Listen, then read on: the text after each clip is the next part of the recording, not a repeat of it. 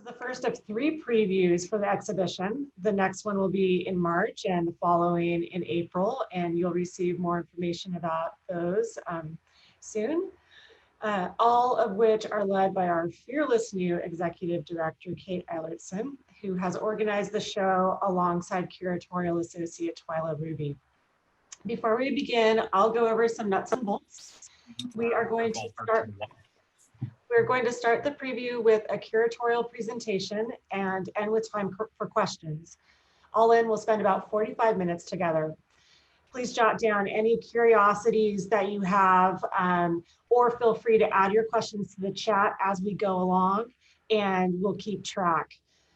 We are going to keep you muted during Kate and Twyla's presentation portion, but then we'll open it up once we have our question period. And feel free to keep your video on or off, of course. And as a heads up, this program will be recorded and made available to the general public at a later date. And now on to our curators. Kate Eilertson has worked in the art world for many years as an arts advocate, curator, educator, and museum director. She began her museum work at the Metropolitan Museum of Art in New York, moved to Boston, where she opened a new museum for the Harvard University Art Museums, and then to San Francisco, where she was director of Intersection for the Arts, Museum of Craft and Folk Art, acting director of Visual Arts for 𝘰𝘭𝑏𝘵𝘦𝘵𝘵 Buena Center for the Arts, and executive director for the Sonoma Valley Museum of Art. She has taught at the California College of the Arts, San Francisco Art Institute, and Sonoma State University, excuse me. Eilerson came to DeRosa under a consulting contract to be DeRosa's Director of Curatorial Affairs in spring 2020 to curate the Incorrect Museum, and became acting director, executive director in summer 2020. She officially transitioned, thankfully, into the role of executive director in December 2020, and I personally could not be more grateful to work alongside her and have her here as our new leader. Curatorial Associate Twyla Ruby is an ABD in her doctorate from the Department of History at UCLA. She also has a master's in European history from UCLA and a bachelor's in modern European literature from Columbia University. She has curated exhibitions at the Sonoma Valley Museum of Art and Hammer Museum, including Skeletons in Silicon at the Hammer. She joined DeRosa in a contractor position as Curatorial Associate in spring 2020. On behalf of everyone at DeRosa, thank you for joining us. We are so grateful for your support, and we would especially like to thank our generous donors and steadfast board of directors who have helped make this exhibition possible. Thank you so much. And now I'll turn it over to Kate and Twyla. Thank you, Andrea. I'm going to begin by being very, very incorrect and telling Andrea and 𝘧𝘬𝘭𝑚, who have put this whole thing together, how much we appreciate them. They are amazing, and DeRosa is so fortunate to have them around. That's my very incorrect beginning. But I would also love to thank all of you who have joined us today. You know, we miss you. We want you to come back. We're grateful that you are taking the time tonight to be with us. We're very excited about this exhibition, and I might add, very nervous about this program too. So much has been written about the life of René DeRosa, and some of you even knew him and experienced his parties and his eccentric behavior as a gorilla and all of that. What a character. In opening up this presentation, though, we thought there was one quote in particular that many of you are familiar with that we wanted to begin the evening with. Art is divinely regional, superbly parochial, wondrously provincial, and an absolute native glory. That's our guy. Tonight, we hope you can learn something about him, about his collection, and also something about the art scenes, the art world that were taking place in the Bay Area during the time he was putting together this collection. We hope you will learn something about why he says this quote. As many of you know, whimsy was a word used to describe René and his sense of humor and playfulness that can be seen everywhere we look in his collection. He sometimes had a serious side as well. Not often did we see this, but this quote says a little something about that side of him, as well as something that Twyla and I would love to have you take home after the presentation tonight. We want you to feel enriched and entertained and empowered. We want you to appreciate the artists as much as we do. Which brings us to a question I seem to be asked almost daily. Where the heck did we get the title, The Incorrect Museum? Where does that come from? René, around the time he first opened his preserve to the public, wrote a sing-along that goes, as you can see on your slide there. And Twyla is going to talk to you a little bit about the meaning of that. So this sing-along for an incorrect museum written by René was something that we discovered in our archival research as we were sketching out our plans for the show. And we were really excited by that find and thought it was a really fitting inspiration for this exhibition. So it was really interesting that René himself is the one who viewed the De Rosa collection as an incorrect museum. So one thing that we really want you to consider as you are getting to know this exhibition is, why did he believe that the De Rosa was an incorrect museum, and what did he mean by that? So you'll become really familiar with this sing-along, I believe, over the course of your experience with this exhibition, but I just wanted to take a minute to point out a couple of key ideas that are evident in the lyrics here as a way of helping you beginning to consider what René meant by calling the De Rosa an incorrect museum. So one really important idea that we see reflected in these lyrics here is the idea that the art itself in the collection was incorrect in a way. So it invites a titter, and it's characterized by a certain rascality. So that reflects the fact that the art that René collected was really kind of thumbing its nose at the mainstream aesthetic and social values of the art world. So the collection is full of things that you wouldn't find, for example, at the Museum of Modern Art in New York. And it was often characterized by an irreverence and a sense of humor. And it was often, really colorful and sometimes kitschy. And so the collection is full of art that is itself incorrect in René's view. And he often liked to say that the works in the collection tended to provoke a, quote, curatorial frown from mainstream curators and gallery directors. So that's one important. From us, though, I just might add, we don't have a curatorial frown. Right. And another key idea that helps shine a light on the idea of the incorrect museum is this idea up at the top that he really wanted visitors to his incorrect museum to get to know on a recurring basis the artworks in the collection. So it was really important to him that visitors would establish a personal, sort of visceral relationship with the artworks on display. So to that end, he developed a unique and incorrect curatorial strategy that he employed at the preserve, which involved eschewing the use of curatorial labels like you would see in a mainstream art museum. So he often liked to say that talking about art is like trying to French kiss over the telephone, because words, he believed, got in the way and distracted. Curatorial words get in the way and distract from the visitor, the viewer, establishing a personal relationship and really getting to know the artworks on display in its own way. So he developed a curatorial strategy that was incorrect, and he really tried to avoid having it be a, quote, preachy, teachy kind of museum. So those are two key ways in which he viewed the De Rosa as an incorrect museum. But we want to invite you to think for yourself about what exactly he meant by naming it an incorrect museum, because we think that's a really provocative phrase that he himself came up with. So I've always been really interested in the quandary that René is posing to us of including or not including labels and text panels in exhibitions. So when I was a professor in museum studies, the first assignment I always gave to my students was to go to a museum or a gallery and sit in the gallery for at least 30 minutes and record how many people that walked into that gallery looked first at the label and then at the artwork.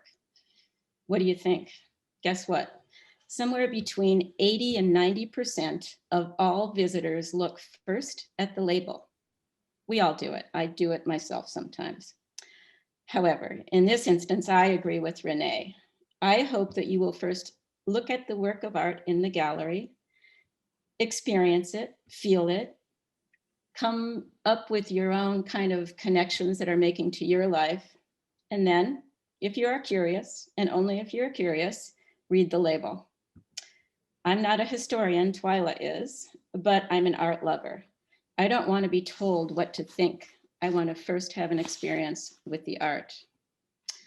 So in the curatorial process, Twyla and I had many interesting debates, which we often didn't agree on. We had debates about how to respect Renee's vision of an incorrect museum, honoring the museum's responsibility to educate. Did you hear that, Andrea? To educate. We tried to balance his desires to not be too preachy-teachy with a desire to inform audiences about this underappreciated period in art history in America. The solution we came to was to hang the entrance to the exhibition. You want to slide there? This is your preview. This is your best preview. This is the entrance to the exhibition where we have haphazardly hung paintings and drawings and sculptures, floor to ceiling, to honor Renee. Does it look familiar? None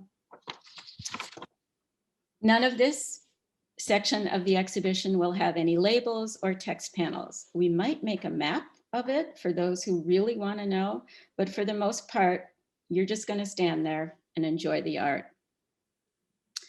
In the next few slides, you will recognize Renee and Veronica's home that I'm guessing many, many of you have seen.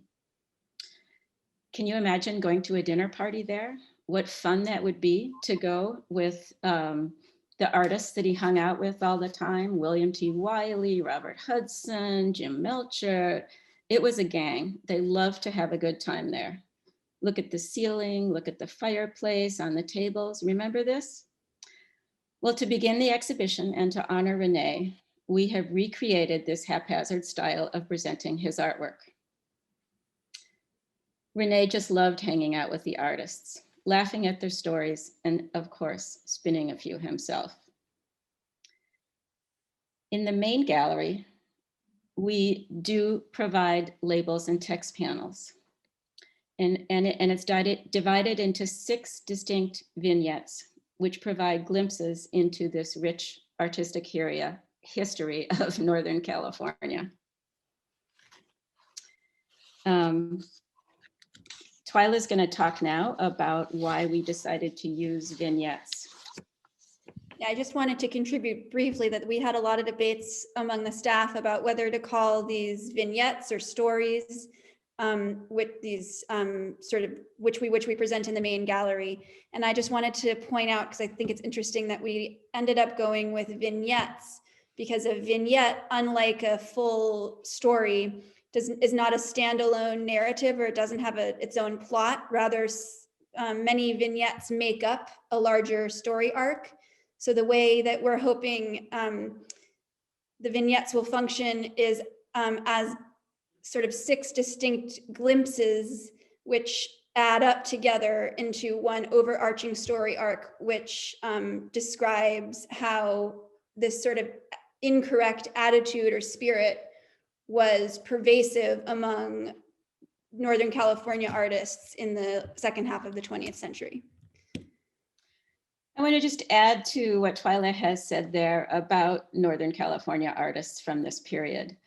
There was, as you know, so many political movements, so much social unrest, kind of like what we have right now.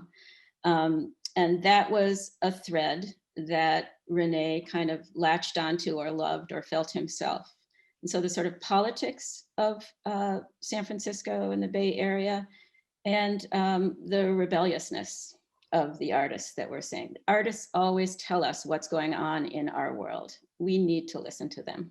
Yeah, and there's sort of contrarian, anti-authoritarian attitude that was pervasive in like the political and social culture of Northern California, where arguing is also evident in these various art movements that really value this ideal of incorrectness in different ways. So as you walk through the main room that has these 6 distinct vignettes, we encourage you to consider how does the ideal of incorrectness kind of express or manifest itself differently in these 6 distinct contexts. So now the first one, Twyla is going to talk to you about the sweet land of funk. So the first vignette that you will encounter when you enter the main gallery is entitled Sweet Land of Funk.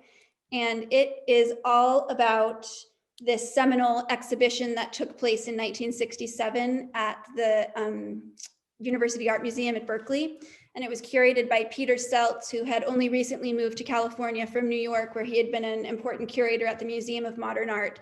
And so he wanted this funk art show at Berkeley to be his grand arrival in California as a curator. And he saw it as his opportunity to sort of describe and label what was unique about Northern California art.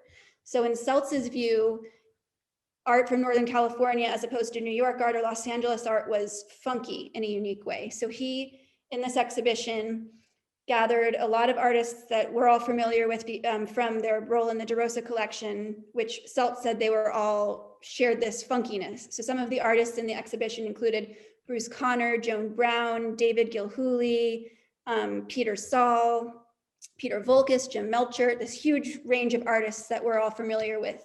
And this exhibition became really infamous in sort of the cultural imagination. And still to this day, it's a commonplace thing to say that Bay Area art is inherently funky, and that's what's unique about Bay Area art.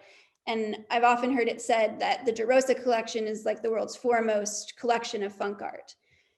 So we think it's an important moment to explore this exhibition where Peter Seltz comes up with the label funk art in 1967.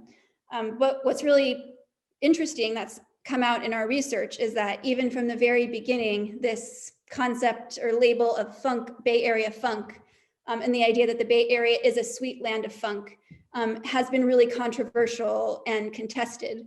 So our research revealed that even the artists that were included in Seltz's show from the very beginning often, or almost to a person, worked over the course of their careers to distance themselves from that designation and to argue that they were not, in fact, funk artists.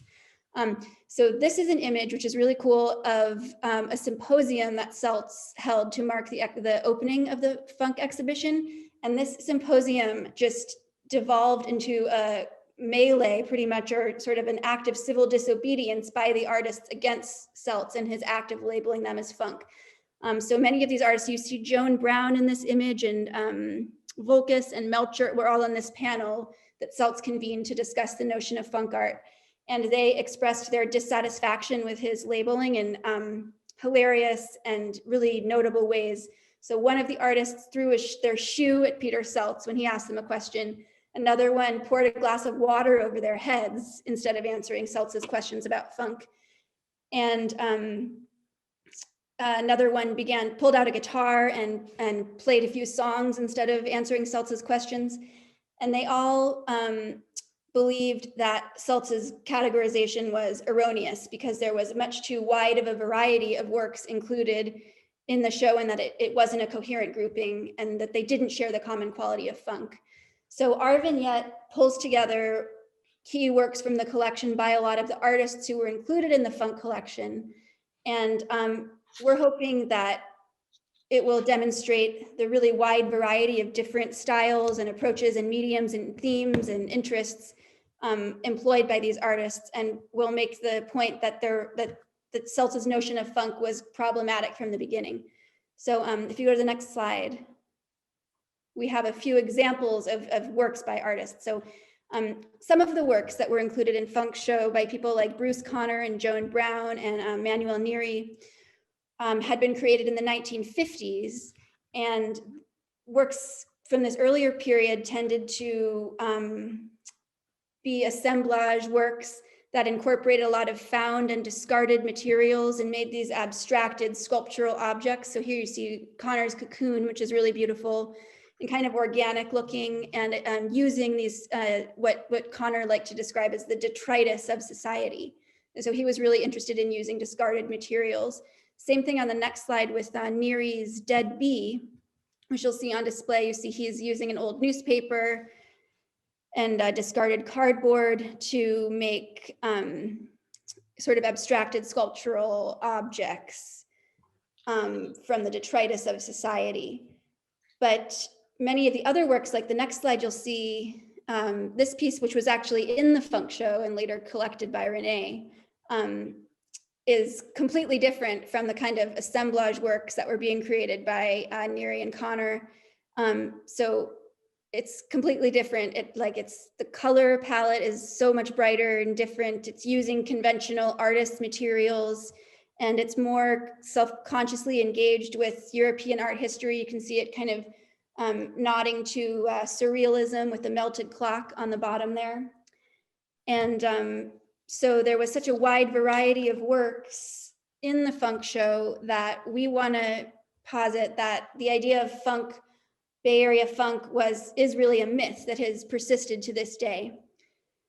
So what we want to ask visitors to consider is, if the idea that the Bay Area is the sweet land of funk is problematic and we discard that label, then how should we understand what was unique about Northern California or Bay Area art in the latter half of the 20th century? So if it's not funkiness, what was it? And I think there are a million different answers to that question, and we hope people will think about that as they move through the 6 vignettes. But one preliminary answer that we want to posit is that this spirit of incorrectness and kind of anti-authoritarian, contrarian attitude was one thing, and that pervaded a lot of these different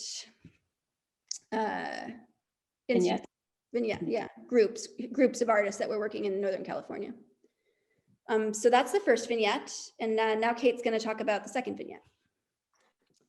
So I'm guessing that many of you are hoping that this vignette is about marijuana and all the marijuana that all the artists and Renee smoked during the 60s.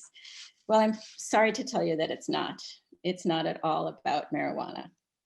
Peter Voulkos founded a revolution in ceramics, establishing it as a medium that was not used simply as something you saw at art fairs or made coffee cups with, but as a very credible, important, and exciting medium for artists of that age. As a 13-year-old student in Minnesota, in rural Minnesota, I had an experience that was incredibly important in my future decisions to study art, be an artist, and work in museums. The entire middle school was called into the gymnasium for a special program. We had no idea what it was. Well, sitting on the bleachers, I watched Peter Voulkos easily throw a 4-foot-tall vase on a potter's wheel. It was beautiful. I was just stunned and overwhelmed. However, as soon as he finished throwing this pot, he stood up, got around his potter's wheel, and smashed his cigar that was in his mouth into the pot. Why was this life-changing? It made me realize that art was something to pay attention to. Everyone gasped, my fellow 13-year-olds. What was he doing? Today, we know that he forever changed the idea of how all of us view clay. So he began teaching ceramics at the University of California at Berkeley. And it was there that he invited fellow artists and students and anybody that he could talk into it to talk about life and sometimes art. It was there that in the basement of the University Art Museum, that's what it was called then, he established the Pot Palace. It was a vibrant round-the-clock scene where artists gathered to perform wild demonstrations of the creative process. It was there late at night after all the students had gone home and the doors were locked that he sipped whiskey and played the flamenco guitar with his fellow artists. It was there that a revolution was born. This performative pedagogy was key. He demonstrated, oh, and here you see pictures. I'm sorry, I should have said that. You see pictures, there's Peter on top, there's Ron Nagel in the jeans, and Jim Meltzer on the right there with glasses and a beard. It's kind of fun to see. Let's see the next slide. Okay. Yeah, Ron Nagel, who unfortunately is not in the show, but was an important part of this group. What he says, Pete was the magnet for all this creative energy. And then this pot palace became the headquarters for this revolution in ceramics, leading to a reconsideration of clay and the identity of utilitarian craft to fine art. He and his disciples, including Stephen de Stabler, Jim Meltzer, Manuel Neri, Ron Nagel, and Richard Shaw, among many others, trusted the material and their intuitive power with it, committing themselves to the energy that grew from this interaction. Now I'm going to talk just a little bit about the three different artists in the show. Peter Voulkos, after serving in the US Army from 1943 to 46, got serious about his interest in art and earned a degree at Montana State College, and the following year, an MFA degree at California College of Arts and Crafts, underline, emphasize crafts. I always wonder what he would think of CCA taking craft off the title of their institution. He also, in 1953, taught a 3-week summer course at Black Mountain College in North Carolina. It was there that he met some really influential and innovative figures in the arts, such as Joseph Albers, Robert Rauschenberg, John Cage. They significantly influenced his direction and his approach to his art making. He wanted to use clay as an expressive sculptural medium and began to execute many works on a monumental scale. In 1959, he became professor of design, that's interesting, and sculpture at UC Berkeley, where the Pot Palace was formed. He experimented with plate-like forms, like the one you see in the image here, slashing, gouging, pinching, tearing, and rearranging their shapes.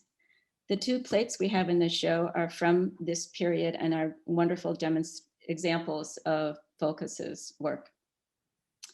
He later worked primarily in metals, most especially in bronze, but then returned to working with clay as he got older. He concentrated on 2 basic ceramic forms. You've probably seen images of them: 3-tiered sculptural stack pots and large stoneware platters. I like this quote from Peter. "I get down to the very basic forms that I really love, but they are still giving me information." I think that's important for all of us to remember. The older you get, the more you see. So speaking of the older you get, Jim Meltzer was born in 1930 in Ohio. Isn't that beautiful? After his undergraduate studies in art history at Princeton, he taught English in Japan for several years in exchange, and was so influenced by the Japanese culture, the Japanese art scene, that has remained with him for the rest of his life. He earned degrees in painting at the University of Chicago and afterwards worked with Peter Voulkos at Berkeley. He fell in love with the Bay Area, found it to be receptive to artists, settled in Oakland, and thrived there. In 1977, the National Endowment for the Arts brought him to Washington, D.C. to direct its visual arts program for 4 years.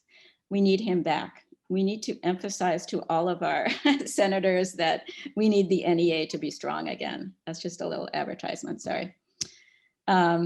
So he was there for 4 years, and then he went to the Academy in Rome as their director from 1984 to 1988. When I was at Sonoma Valley Museum of Art, we did an exhibition called Life of Making, and that included 3 artists, all that were over the age of 80, and Jim was one of those artists. The idea behind this exhibition was that art, or the artistic practice, or engaging in art, keeps you young, keeps you healthy, keeps you alive, keeps you thinking creatively. And I really believe that Jim Meltzer is such a perfect example of that. He's still working today.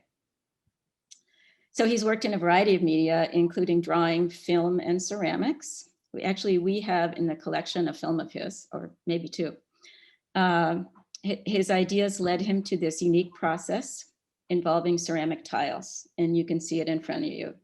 He would break them, draw on them, reassemble them, and paint the new constructions with the glaze, which just is a fine example here in Feathers of the Phoenix. Okay, now we're going to move on to Stephen DeStabler. See, it's a thread that what Stephen DeStabler says here with what Peter Voulkos was saying and what Jim Meltzer is saying and all of these artists of the time. It's the performance. And I think it was the beginning of conceptual art in the Bay Area, which you'll see more of in the next show. So from an early age, Stephen DeStabler was encouraged to develop his artistic interests by his parents. I say that to any of you that are parents today. You know, it's so important. To encourage your kids. He attended Princeton University, where he studied archaeology, art history, and religion. Spirituality and religion is something that remained a very important influence in his work as an artist. Following his freshman year, though, he attended again, like Peter Voulkos, he attended a summer session at Black Mountain College in North Carolina. And there he also met all sorts of amazing, important artists who also influenced his practice. So he moved to the San Francisco Bay Area, where he studied under Peter Voulkos. And Voulkos was a big influence on DeStabler. He appreciated clay's organic properties and expressive potential, deeply influenced him.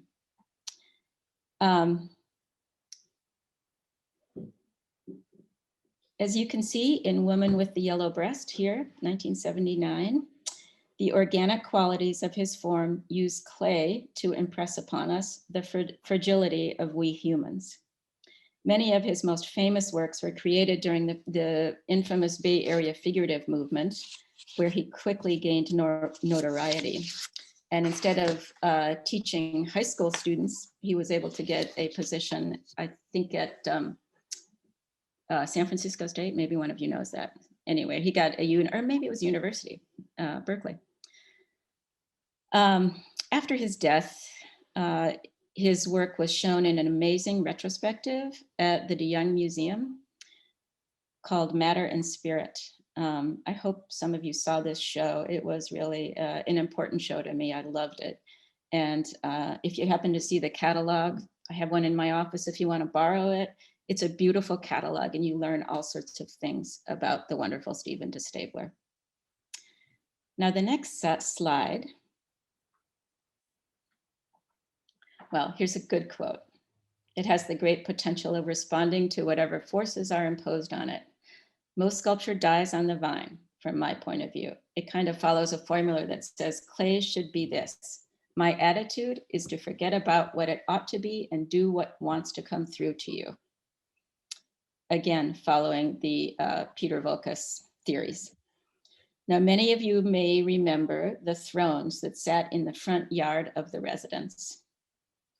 Oh, someone did know. He taught at San Francisco State. Many of you remember these thrones. There's a beautiful picture of Renee and Veronica sitting in them.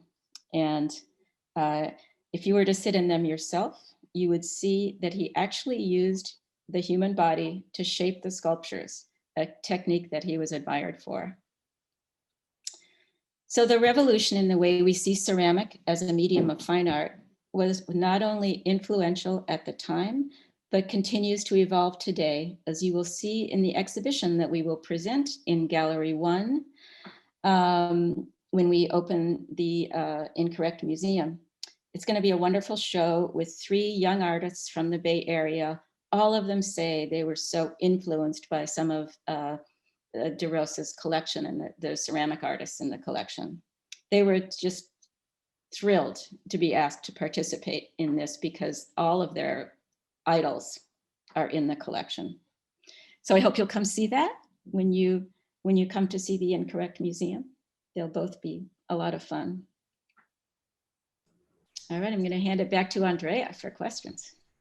Thank you, Kate and Twyla. And in fact, Nikki Green, I think, studied with Richard Shaw.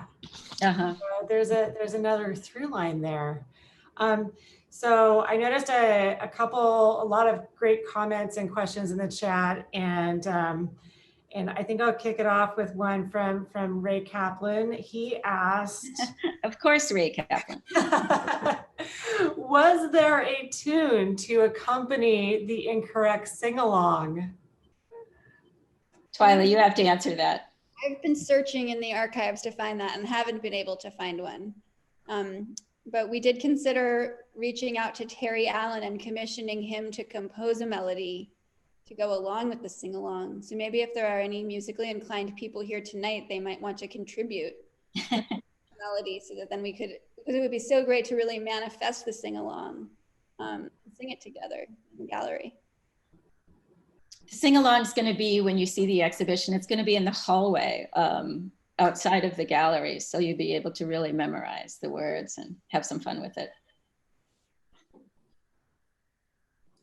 Are there other questions? And if not, I have one that someone emailed to me, but that is the only question I saw in the chat.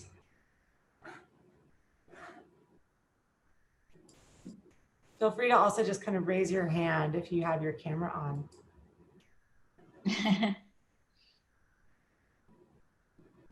All right, so the question that was sent to me is, what is incorrect about the artists that were in the Pot Palace? And I guess that's a question you could ask about any of the artists in any of the vignettes, but specifically the Pot Palace is what the question was.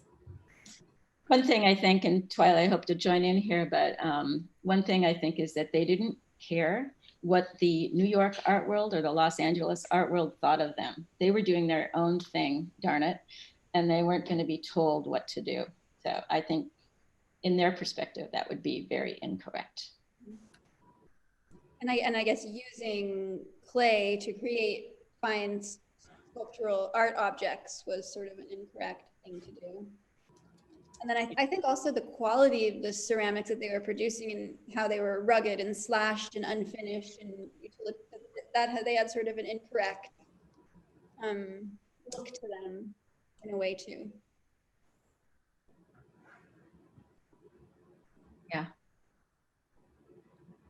And I guess also this image of them partying down in the basement of the Berkeley Art Museum, creating pots and creating these objects is an element of the incorrectness too, right? Mm-hmm. Mm-hmm.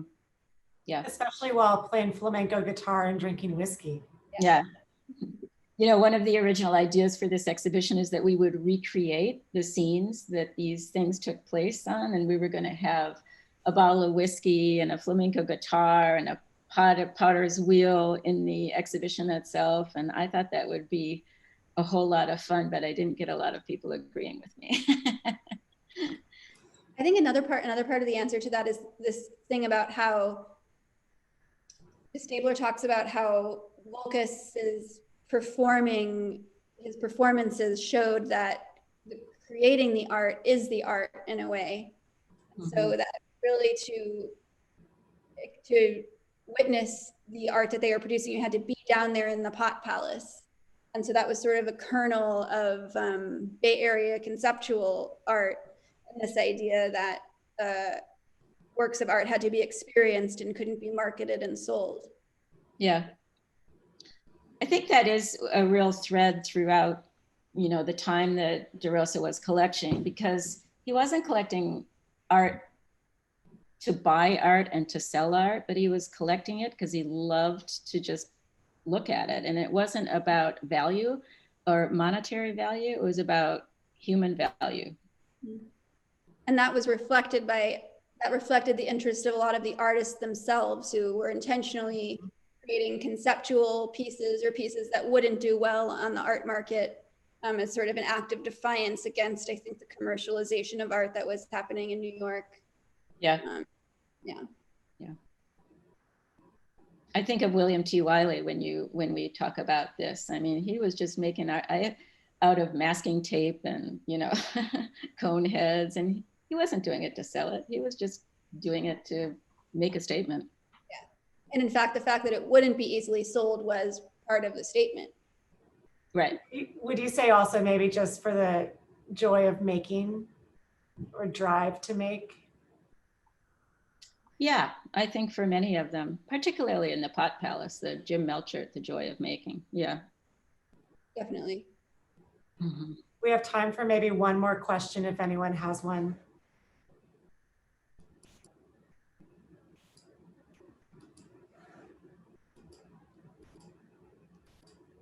All right. Well, thank you so much, Kate and Twyla, and to all of our guests, members and patrons who attended. Thank you so much. And I hope that you found it as enjoyable as I did. And have a wonderful evening and stay well. I have a challenge for all of you before you sign off. Do several things that are incorrect before our next time we're together. Kind of doing it here. It's fun. Love it. All right. Thanks again. Hope to see you in the gallery soon too. Bye. Cheers. Bye-bye. Bye.